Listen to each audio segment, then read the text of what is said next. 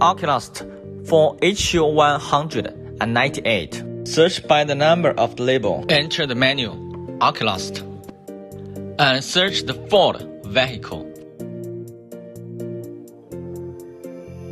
Input the log number of the label into application 30757. Click search and wait for the key binding.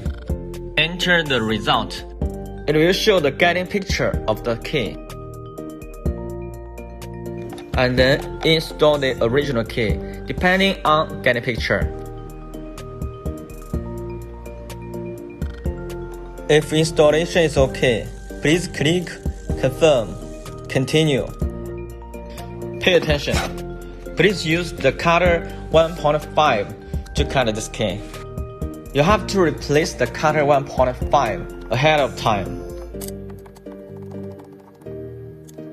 Right now, click Cut, Continue, and start to cut the key.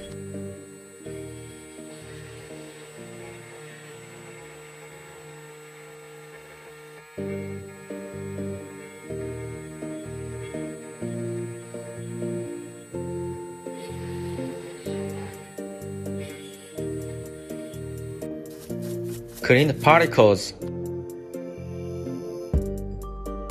One side is okay, and then cut the other side.